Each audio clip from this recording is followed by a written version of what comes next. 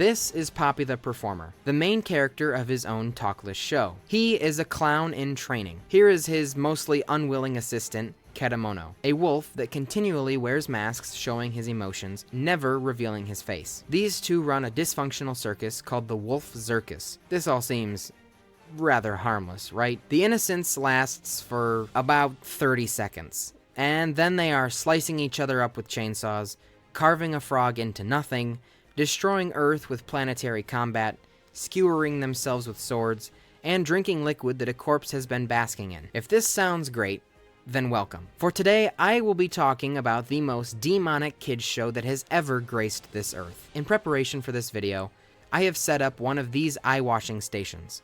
Feel free to use it as much as you need. Popee is an insane, psychotic maniac that is all but succeeding in the Wolf Circus, located in the middle of a desert.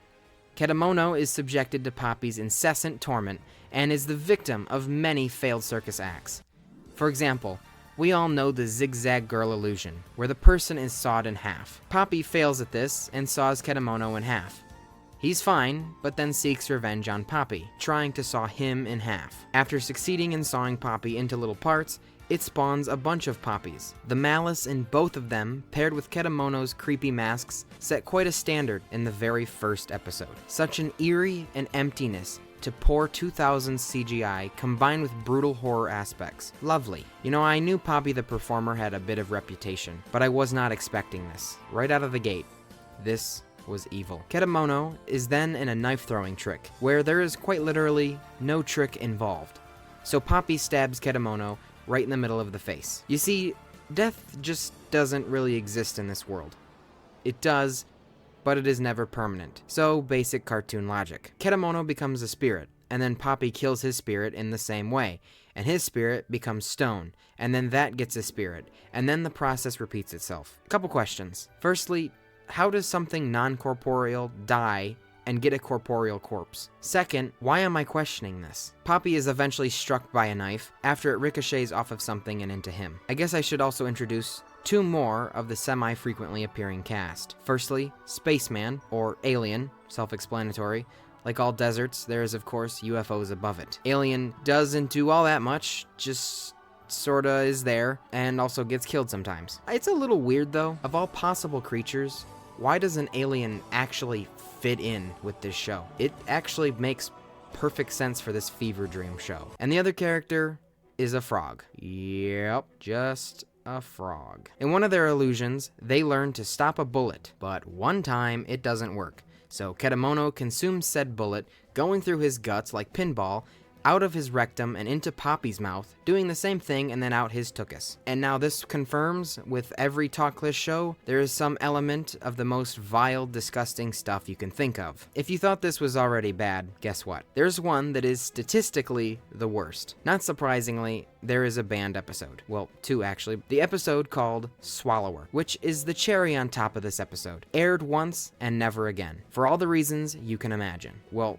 actually, the title Swallower could give quite a few different images. Popee takes a sword, throws it up to swallow it, and wouldn't you believe it, it goes through his entire body, skewering him into the ground. Nice. Very pleasant imagery. Kedamono attaches it to his vehicle, and like you're tubing on the back of a boat, drags Popee around the circus with the sword inside of him, impaling and slicing every organ in his body. Kedamono is able to finally pull it out, but Popee isn't too happy with what Kedamono just did, so he consumes him whole, and inside of his body, Kedamono tries to escape. To prevent it, Popee does the exact same thing, tossing a sharp blade into the air only to impale Kedamono inside of him and himself once again and into the ground one final time. I just would like to ask, is the creator of this show okay? Like, what happened to even make the brain capable of thinking of this? If you ever wondered where Popee got his talent, for lack of a better term, introducing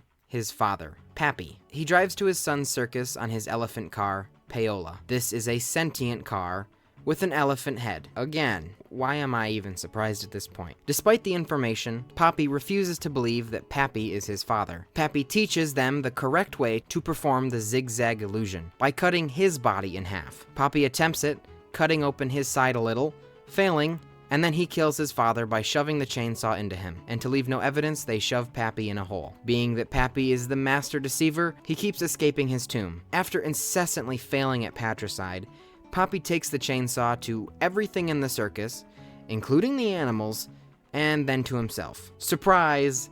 He survives, jumping out of a box for the biggest grand illusion. But this actually proves this place is hell, and no one can die no matter how hard you try. Attempting the bullet trick again, now under Popee's guidance, they correctly do it. So they up their game and bring out the bazooka. And would you be surprised to learn that this time it doesn't work, and Popee's head is blown clean off. Kedamono then travels back in time to fix it, but messes it up, then tries to fix it, and then messes it up, and then tries to fix it. You get the point. But every time he tries to fix it, he takes more Kedamonos with him, and all these paradoxical events leads to thousands, if not millions, of Kedamonos in one timeline, and the very next day it's fine, because cartoon logic. The next episode is my personal favorite, and I think maybe the epitome of this show. Forget the Swallower episode. I would say this is the most insane one. Kedamono gets poisoned by a scorpion, and then Popee does as well. And since Popee is like a divorced dad, he is now moved in with Popee. Popee sucks the venom out of a wolf's mouth, but the thing is, he wasn't bit in the mouth to begin with. He was bit on the body, so why would you suck there? And then to top it off, I don't think you can even suck out scorpion venom. But the bigger issue is he did just make out with a wolf for no reason. He successfully sucks out the venom, I guess, and this turns Popee zesty and heads for Popee. When I first watched this, I was unaware that this was his father, and now knowing that makes this just infinitely worse. He attempts a lead last meal, but Popee prevents him, so he sticks a knife into his own mouth to stop it. Popee deep throats the blade and promiscuously French smooches his own son. And with every video I make, I manage to say the most unholy combination of words every time. Popee now has all the venom, and instead of creating a vicious cycle of kissing and sucking the venom from one to another, they just let him die, as he projectile vomits blood. After he is buried, he resurrects himself and pushes the venom into Popee's mouth. And that is enough internet for today. So after that, I think we all need an intermission. Are you okay? Are you handling this well? I apologize for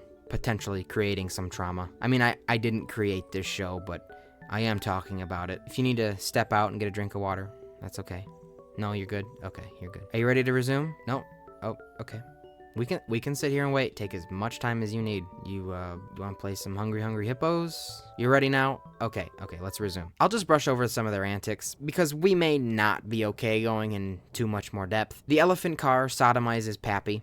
Popee plays around with the moon and the sun and destroys Earth. They stick a straw up Frog's opposite mouth hole and blows inside of him until he is massive, and inside of his body they find a candy world. Popee tries to kill Kedamono and Popee, so escaping their murder, Popee snaps Kedamono's neck and then his own so Popee can't. It's like breaking your toy so your sibling can't play with it, but like escalated. They fight God, which is a head in the sand. In one episode, they cut the sun in half, blackening half of the world and the screen, creating basically a vertical video. They were ahead of the times with that. They flip each other off, which I thought was kind of funny. And then Popee, I don't know how to explain it, impregnates his father. Not in that way, but he goes inside Popee's stomach, so he becomes pregnant with his grown-up son. I'm still scratching my head on that one. Popee enters his father's mind, where he finds Popee at a table, and then he enters that Popee's mind to find another Popee at a table,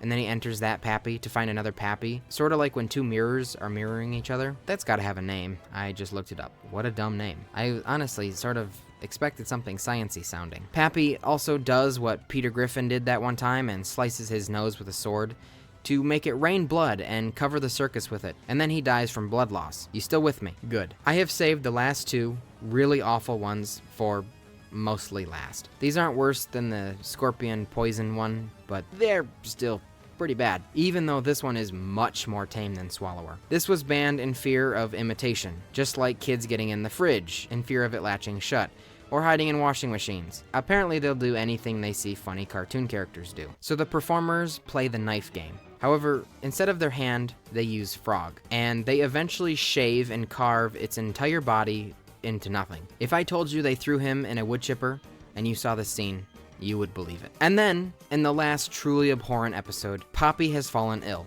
So Kedamono and Pappy become apothecaries and create a concoction. But it only makes Popee sicker. They call the alien down for help, and after Pappy licks his head, they kill Alien and throw his corpse into the mixture. But it only makes Popee worse, eventually killing him. So they throw him in the vat. Pappy and Kedamono hop in for a bath and drink their lovely Popee alien corpse bisque. In the final episode of this series, technically at least, Frog sees Kedamono's face, and I guess it's so profound, Frog is suddenly able to speak, proclaiming Kedamono's face looks like his mother's. That really isn't that useful of information, but thank you. Kedamono falls into a depression and the series ends. There is a New Year's Eve special, but nothing really happens.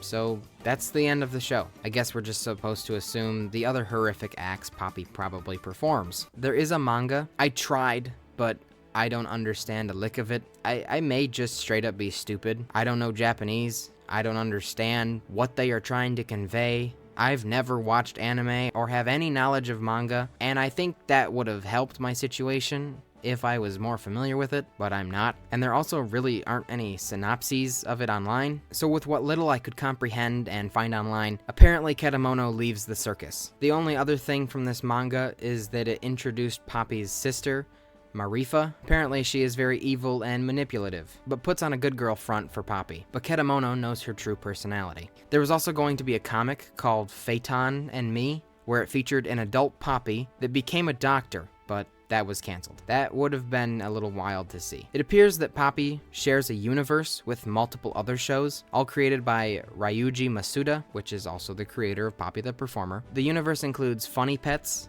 Mr. Stain, and Oh Jesus. They are brought together in a parody manga called Chinchikurin. I'm almost certain that wasn't said correctly. And Popee, Kedamono, Pappy, and other characters from the other shows take on new designs and names for licensing issues, and they are in high school. I don't know if this is canon or not, but it's cool nonetheless. Apparently it is a shoujo manga, and I just learned what that was. Look, I absorb American pop culture, which is not this. For what it is, Popee is pretty impressive, with each episode only having a budget of like $800 to $1,000 or something in that range. It's insane that this actually aired, period. I have a hard time imagining this being aired in America. Even for the early 2000s when things were actually edgy, this feels like it would have pushed the boundaries even too much. All in all though, it's a fun watch, but like a one and done watch, because I have no intention of ever revisiting this series ever again. After introducing the new vacant vice president spot,